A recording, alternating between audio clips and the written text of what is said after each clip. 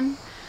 If you don't know who I am, I'm Jessica. This is my channel foolishoats, and I am making a video for this week's readathon created by Marlon Elena, and the readathon is called SLOWATHON. It's a slow readathon. Something that I wanted to focus on and shed a bit of light on this week during the SLOWAthon was the idea of marking up books. I know that this is something that is like blasphemous to some people, but it's really something that's kind of important to my personal reading process. For many years in my own personal books, I have found it very helpful to dog-ear pages as well as highlight passages, and in some cases I will actually write notes in the margin. I think this was an idea that has existed for a long time, and it's something that I was introduced to via Gilmore Girls, which makes total sense because it for many seasons was the perfect show and focused on a teenage girl who was obsessed with reading.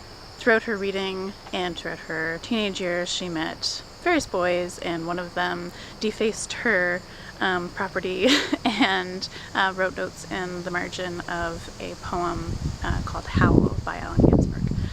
And in a scene, her mother is like horrified that he's defaced her property, and she's sort of brushes it off and says, no, this is something that's exciting and interacting, and something that, you know, a lot of the great writers would do, and write notes, their own notes in margins of other people's work. So while I am not necessarily a great writer, I am very interested in writing and also very interested in reading. And so something that I found very meaningful in terms of reading books and consuming the work of other people is to sort of cherish some of those pages, and I do that in various different ways. In some cases I'll dog-ear them, and that's just folding either the top or the bottom corner of a page. I typically choose top or bottom based on where the phrase or line or excerpt is that I'm interested in referring back to. In certain text where the pages are bigger, or I'm not interested in marking them up with pencil or highlighter, but I am interested in making a lot of references back to the material, I will end up using tabs.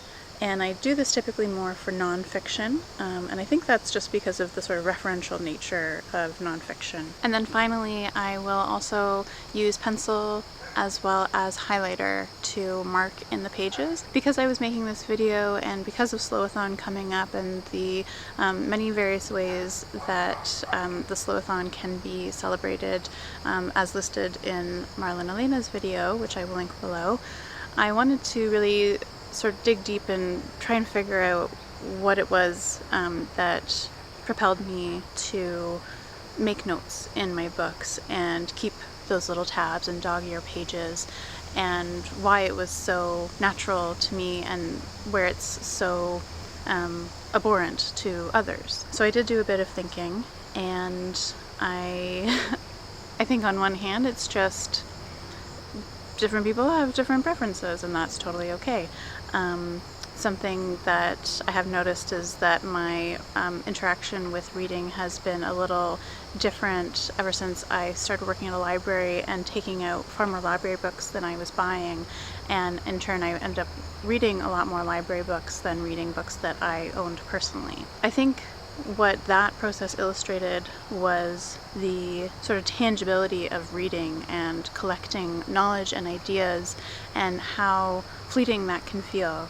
And the idea of writing little notes down in the book, or marking a tab, or highlighting a passage that really speaks to me, there's something about that process that makes it a lot more kinetic and physical and somehow real.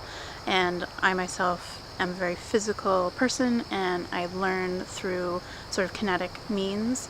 Anytime I would have to study for a test, I would actually walk up and down a hallway, and I would recite facts and figures out loud, and I would like associate them with different actions and body parts and so on, and that helped me remember the things that I needed to know. So I don't know that it's necessarily slowing down the process of reading, but it's certainly making it a more tangible experience for me, and that's something that I really crave and really value when I am reading, and when I am thinking about ideas, when I'm being exposed to new ideas, when I'm seeing things from a different perspective. And I think that is those are all things that books can do for us. Something else that I wanted to mention about marking up books is their ability to sort of transport you back in time. And so, for example, The Airfare by Jasper Fforde is a book that I truly love, and I was assigned to read this book in my very first year of university. I was 17, it was my first time living away from home, and so it's really interesting to go back through the pages of when I read this as a 17-year-old, as an academic university student, and see what it was that I was so preoccupied with and what things I really cared about at that time. Similarly, Nick Hornby's A Long Way Down, I read this probably a couple of years after, and though only a few years had passed, the interests that I had in terms of reading were different, and this book is actually about suicide, and it's fiction, and there aren't nearly as many pages in this book that I marked up and sort of wanted to keep track of, but it's interesting to see the difference between the ages that I was reading one versus the other, and the content and the subject matter, and how frequently I was turning over page corners, and how often I was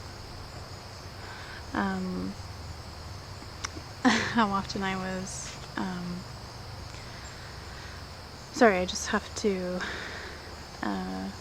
read this. Anything that was a part of that world, he'd do. He was a little sad when he said it. He told me it was, in the end, a failure of imagination.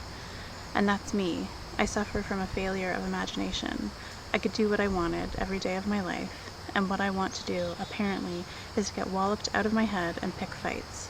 Telling me I can do anything I want is like pulling the plug out of the bath and then telling the water it can go anywhere it wants. Try it and see what happens. So I highlighted that, and then I made a little note in pencil saying, "Not anymore."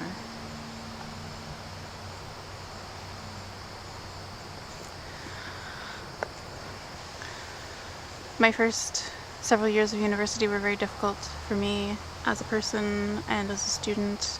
I did well academically, but I was very overwhelmed and suffered a little bit in terms of my sort of emotional well-being, and it's really startling to be able to go back and not just look at the text that I was reading at that time, but also to see what my reaction was to it as a 18 or 19-year-old.